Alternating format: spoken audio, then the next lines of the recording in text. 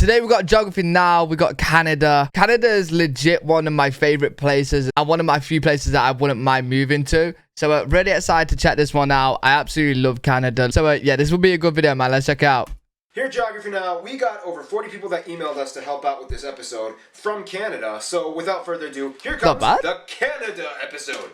I actually can't wait to check this one out. I think it's Canada, Australia are the two places that I'd love to move to. A lot of people sometimes have trouble distinguishing between Americans from the US and Canadians. Here's a little analogy. Americans are kind of like teenage boys. They're opinionated, energetic, and confident, whereas Canadians are kind of like teenage girls. They'll be polite to you to your face, but then they'll talk crap behind your back. That being said, let's see if we can dissect the flag. Okay, sick. Sick, man.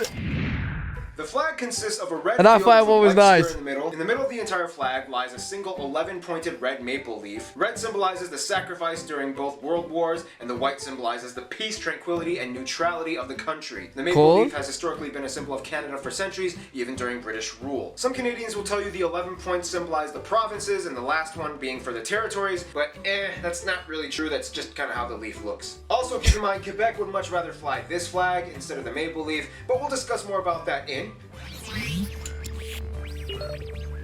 Alright, so Canada is huge. It's the second largest country in the world. Yeah, it's massive. So it's pretty safe to say that you can bet that there's going to be a lot of interesting things when it comes to administrative divisions. First of all, Canada is located on the North American continent, right above the United States, bordered by 3 oceans, the Atlantic, the Arctic, and the Pacific on all 3 sides. The country stretches over 6 time zones and is divided into 10 actually provinces. mad. Yes, people, Newfoundland and Labrador. Imagine living in the same country and you have 6 different time zones. That's so weird. 1 province and 3 territories in the north. The capital of Ottawa being in the province of Ontario. Ooh, now let's have some fun. Now, the thing is, Canada's domain is lavished with sovereignty enigma and semi-autonomous wonder. First of all, let's talk about the border. At over 8,800 kilometers or 5,500 miles, with thousands of markers along the way, Canada and the US have the world's longest border between any 2 countries. Things are a little tame on the east coast, except for that one island they have a dispute with Denmark over, and that one other island within kayaking distance that France refuses to let go of, until you get to the Quebec-Vermont border, and things get a little messed up when you reach Derby Line and Stansted. Since the town was built before modern-day borders were properly established, the town has a variety of houses, businesses, and buildings that lie directly on the border.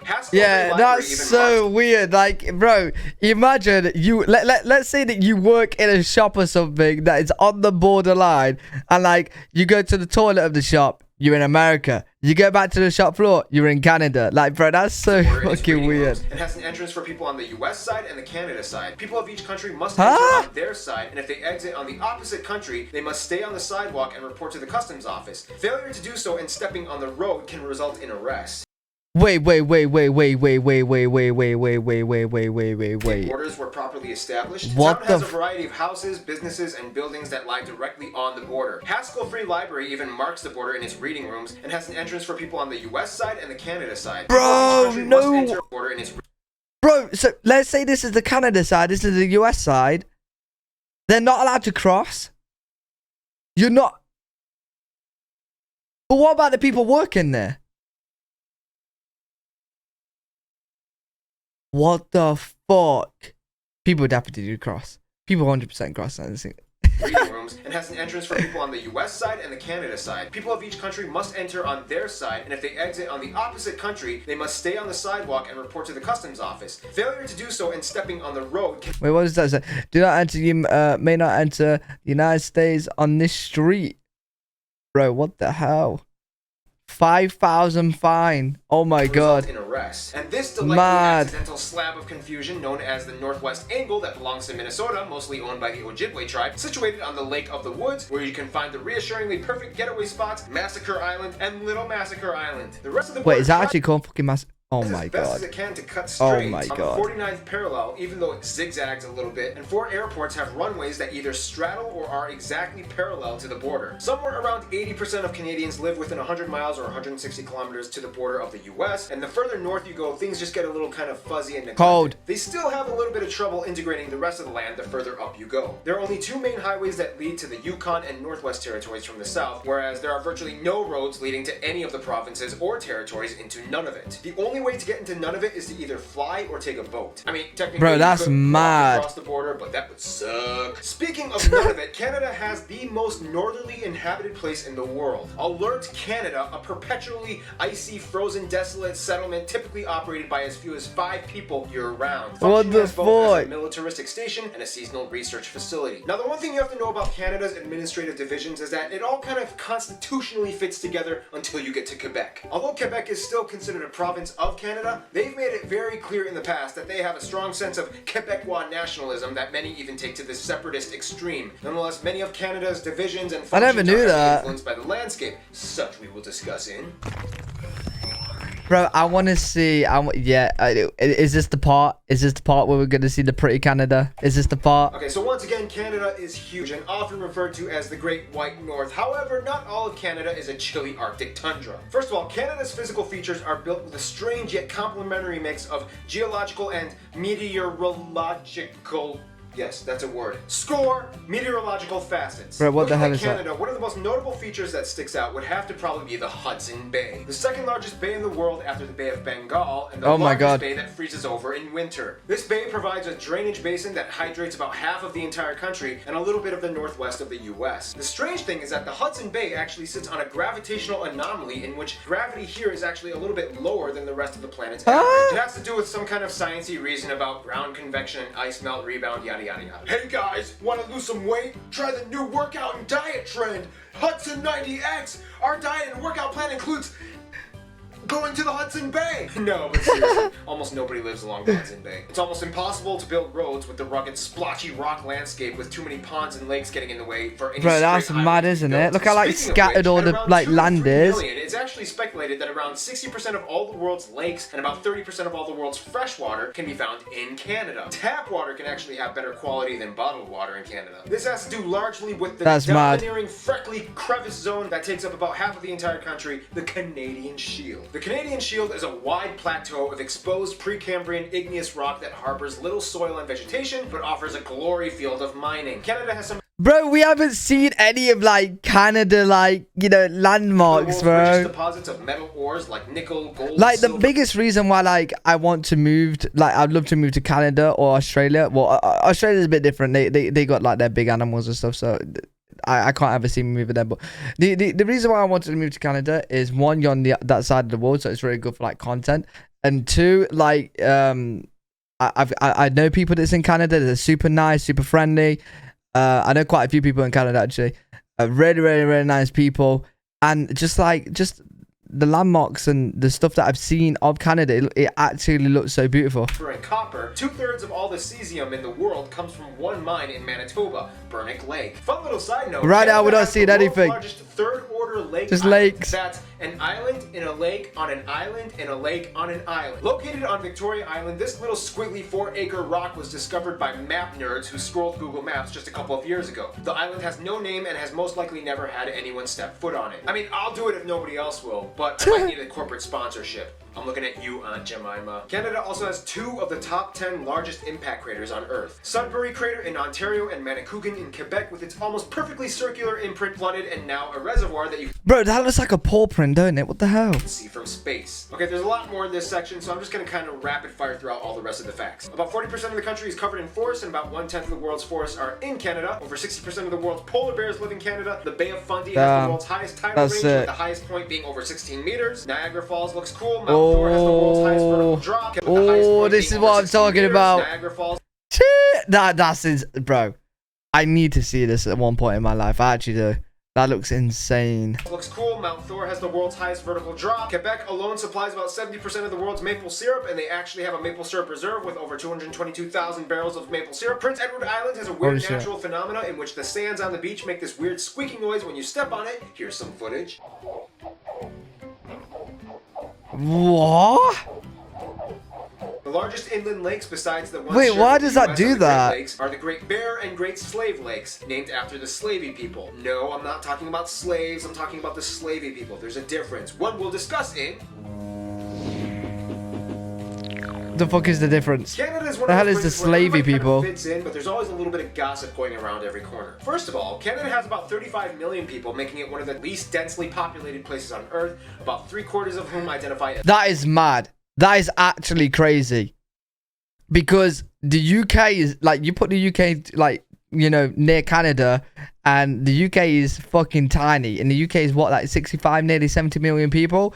So pretty much Canada's half of the UK. Wow. As white, Asians make up about 14%. Natives and Aboriginal peoples make up a surprising 5%. Black, 75% is white. white. Kind of everything else. Now again, Canada's population takes another turn because in addition to ethnicity, Canada also has linguistic groups. About 1 out of every 3 Canadians either speaks French, not diverse at all, understands enough to get by. The whole Quebec thing kind of plays a paramount role in Canada's societal operations. They kind of have to work really hard to make sure that this one province cooperates.